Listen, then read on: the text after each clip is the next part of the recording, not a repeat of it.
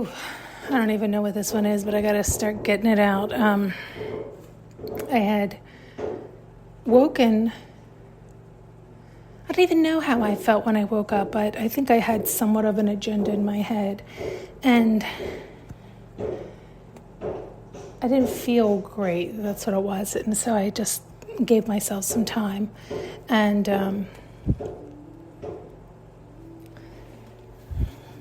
what was it? There was something that agitated me. There was something that, I don't know if it agitated me or disappointed me. Shit, what was it? Anyway, okay, so I recognized there was that, but it actually lit a fire under me to be like, just get up and go.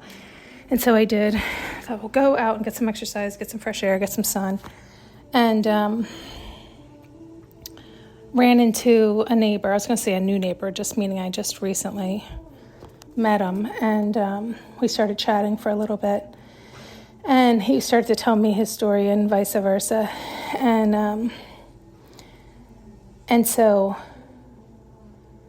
divorced around the same time. And as we were telling each other our stories, just like, a brief recap, after a little bit I realized we both had like anger or sadness or resentment or all of it, like a little bit of all of it. It was like the more you talk with somebody who has similar hurts or wounds, like the more it pulls forth your own, and which, good and bad. And I realized it was almost like my story has changed over time, right? Like I was so optimistic in the beginning because I had accepted and forgiven the other and forgiven myself and moved forward with like, okay, well, starting fresh and excited. And over time, you get worn down, knocked down when things don't go the way you thought they would, right? That's what ends up happening. It's like when things don't go the way we expect them to, that expectation, we can get really disappointed, and we're doing it to ourselves. And so like after our discussion, I started to walk on the beach and like was talking to myself and thinking about all this and realizing like, wow, like how did I get, it's not back here, but I can feel the heat, or I can feel the sadness, or I can feel like there's like residual. And it's like my story had changed because it was, like when people would talk to me freshly after the divorce, I was more, I guess, excited to start fresh. Like, we had a good run. We were growing in different directions. All of this is true. And, one thing led to another, and, some personal things that it wasn't going to go the way either of us hoped it to. And so it's like, you want things to go well when you have children, right? Like, and so that was the agreement. We were going to get along. We were still going to be friends. It was still going to work out in that way. We would co-parent beautifully and all these things. And it was a bumpy start because I recognized right off the bat that he wasn't really going to hold to that. And I thought, well, maybe just a bumpy start, this kind of thing. But the more I tried, the more it was like, oh no, that he's holding a lot of resentment and anger. And again, I tried to give grace and space, but that breeds, and then my daughter started to get angry with me too, and we couldn't really get a reason or ration, and it was like, well, blaming me, I suppose, for the divorce, all these things. And so it's like I kept trying to roll with the punches and do the best I could and try to pull it back together. But even, like I didn't have any support. We agreed that I wouldn't get a lawyer, and he didn't want me telling anybody because he didn't want anybody getting in my ear saying, no, because I was already in a vulnerable state. I was already, I had accepted it. I wanted it. I asked for it, but it was also weird to me that I couldn't tell any friends or family and couldn't have that support. And yet I understood his logic of didn't want anybody in my ear telling me to you should really be represented and you should, all these things. But I agreed with my ex in that I didn't want the lawyers sucking us dry because they're happy to keep you arguing and suck up more money. And it was like, there's only so much to go around. I'd rather it be in our pockets so that we can move forward both in somewhat of a comfortable state. And I was happy with all of this, really. Sans the being able to share with my family, so I could at least have had that support. And by the time everything settled and everything was signed, sealed, delivered, official, it was almost a year later. And so it was like mentally and physically, I was past the point of necessarily needing the kind of support that somebody who first hears would give you, right? It was like, now I need to be like pumped up and excited. And it's like, I don't know that they could even make that kind of leap. And it just was, all of it was just almost like one punch after the next, where it's like, okay, now I need to tell everybody, but I don't have the energy to console everyone else. And so I probably handled things wrong, but I didn't really ever get any support, and I felt the animosity from a few, and relationships there being severed. And it was like, oh man, just punch after punch. And that led me down paths that weren't healthy for me. And, like that internal dialogue started to go negative. And, so then you don't honor yourself. You don't think highly of yourself. It's like all this stuff, impacts all of us. This is why being aligned and having the right people around you is so important, and being really aligned and true to yourself, right? Like, there's just so much here. There's so much here. The bottom line is, as things stand, I'm not in contact with anybody from my family. I don't feel like I have any of the support there. And partly my own doing, right? Like, I'm definitely taking my own accountability.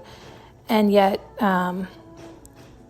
even through different reach outs, there's been no reciprocal. And so it's also the confirmation that there was really never that closeness or that camaraderie or that connection. It was always this silent competition or anxiety. And I was like, you know what? It's the last thing I need in my life. And it's like, I really do need the love and the support, the pure, not the, so conditional and judgmental. And, and not having any support or any connection, and then not having the connection with my daughter. I mean, all of this stuff. And so when you hear it out loud, right, when you share it with another, when you hear it, it's like it's already hurt and pain and already feels somewhat suppressed, and that you're trying to cope, you're trying to heal, you're trying to get it out, you're trying to love yourself, forgive yourself, move forward, accept what is, be honest with yourself, all these things. And yet, nonetheless, when you share it out loud, when you say it, when you get it out, especially when you share it to another, it's like, I can feel the hurt in my heart and bubbling up in my throat. Like, it's like, I even said that to him at one point as we were chatting back and forth, because I could hear it in him too. It's like a tuning fork. And I said to him, I didn't point it out to him, but I pointed out about me. I said, you can hear the bit of sadness and anger in me, right? Like that disappointment that, what we agreed did not occur. We did not remain civil. We did not remain friends. We did not try to make the things, and, I'm only sharing my perspective. I'm sure he has his own too. And nonetheless, it's sad to me all these years later. It is what it is. And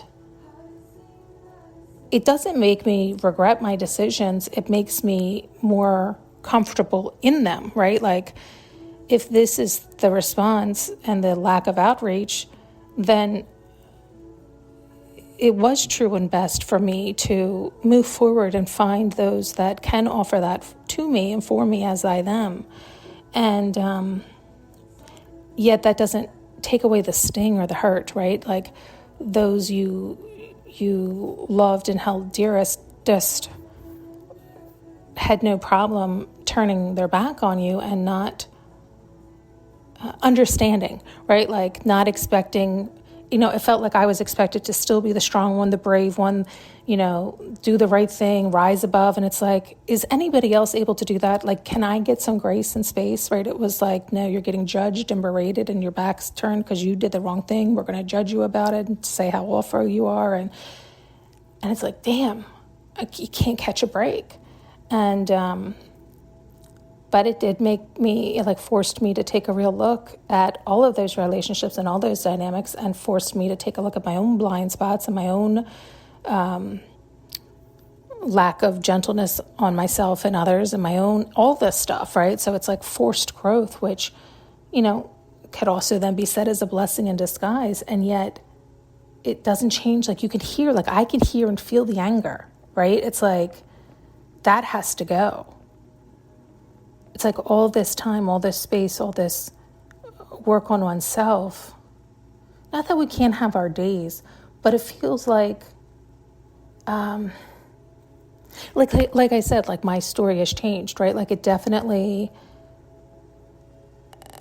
it's like I was plowing forward in the beginning and so excited and trying new things and excited to live again and find passion and find somebody who was passionate about me and to share that passion and the excitement and that joy and that whatever. And, you get knocked down and that's, almost to be expected. But enough times of getting knocked down, enough times of getting blocked, enough times it starts to wear on you. And it's almost like an erosion of gentle wear and tear, right? Like as the sea does to the earth.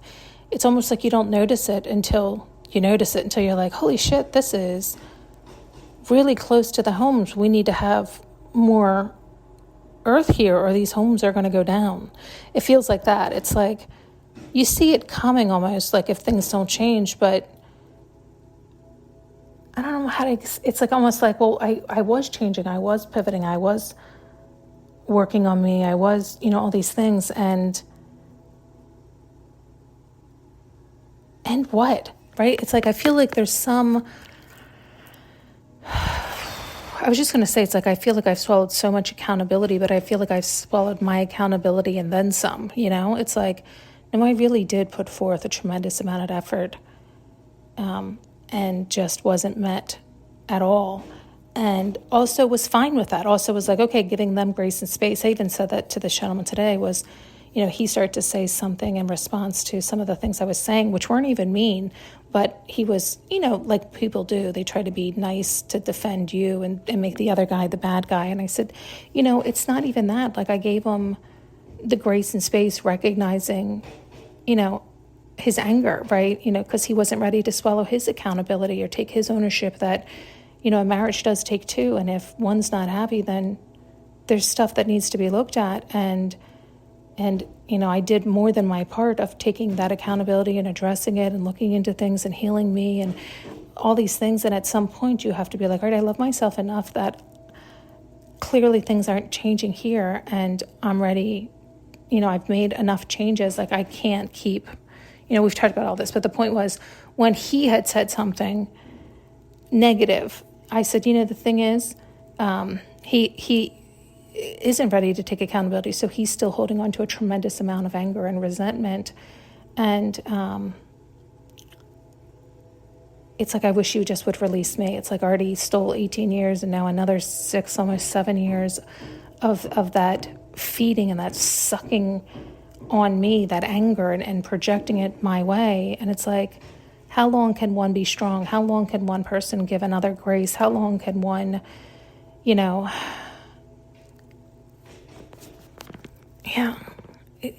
there's more here. It's like, I feel like I could vomit this out for days. And again, I'm sure he probably could too, but that was part of the problem. This passive aggressive, bury the head in the sand, never communicate, tough shit. It's like, you can't work with that. No matter how hard you try, no matter how patient you are, no matter how long you wait, you turn blue. You turn blue. You do. You start to suffocate. You start to die. And reviving from that is no easy task. And this is why all of this came about too, where it's like the idea of we have to learn these lessons, right? Like it was my fault for staying as long as I did, right?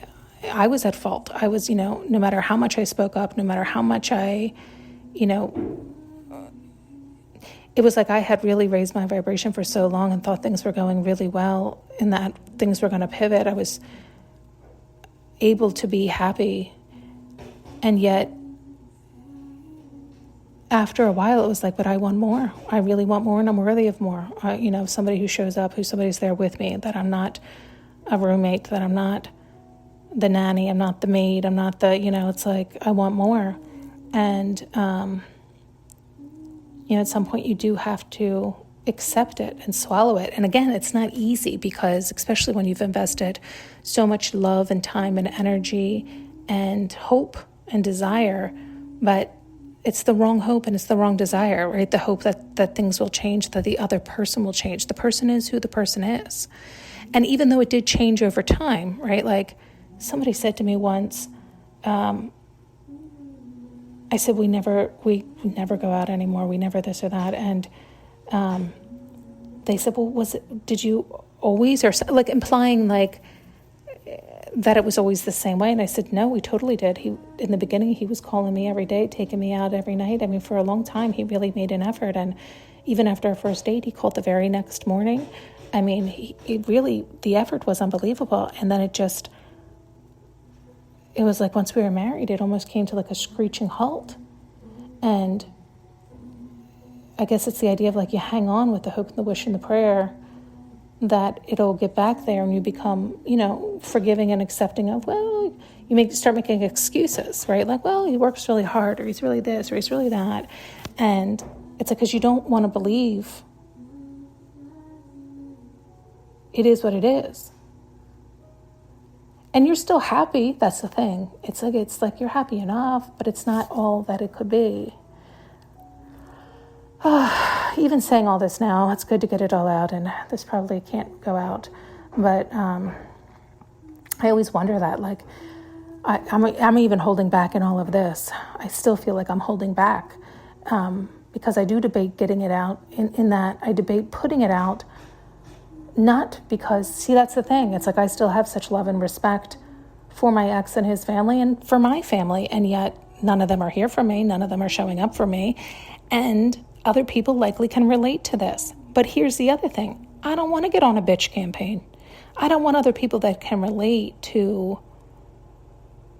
It's almost like I don't want you to relate, right? I don't want you to resonate. I don't want it to be relatable and resonate because I hope that you're loving yourself so much that you're not falling into all these traps and pitfalls of what everybody's always told you. People tell you, don't ever try to change another. And it's like, I didn't want him to change. I wanted him to go back to what he showed me originally. But we never got there. And so it's like all these like twists and turns where it can muddle up one's mind. It can confuse one.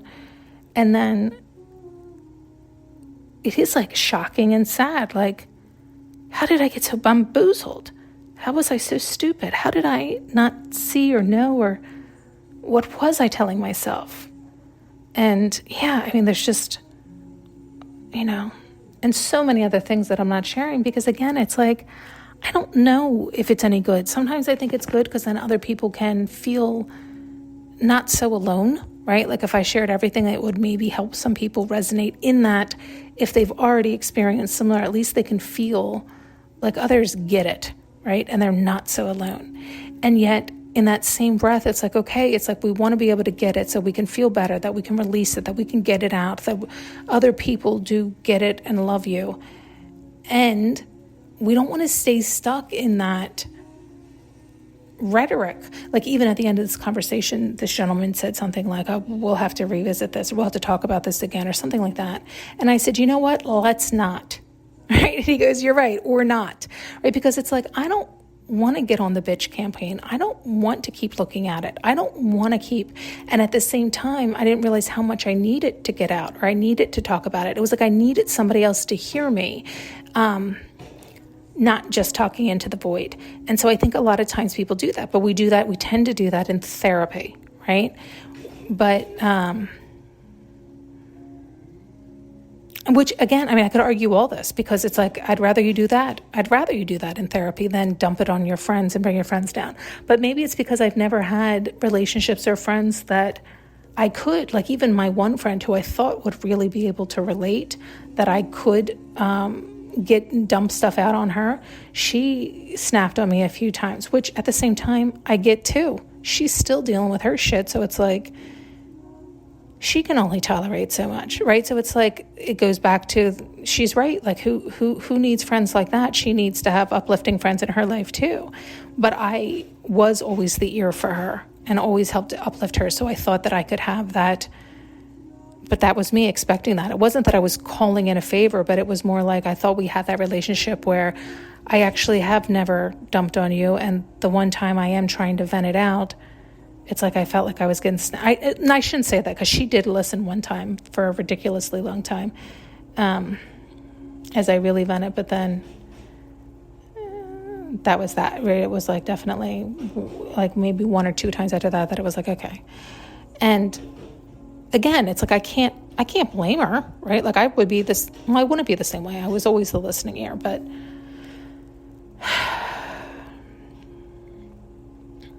yeah, I don't know. I don't know what the answer is. I give you the answer that works when it works, right? Like that's probably what I need to go do now, is I need to, now that I've vomited this up and out, go sit and try to release it more in meditation, in running, in whatever, so I can get more out through my art, through different ways, so I can start living again. Because that's what it ends up feeling like. It's like you feel like you're getting robbed of your life. Well, you are, but who's doing it? Me. It's like I have to drop the bone. I have to figure out a way to heal and release this once and for all, for good,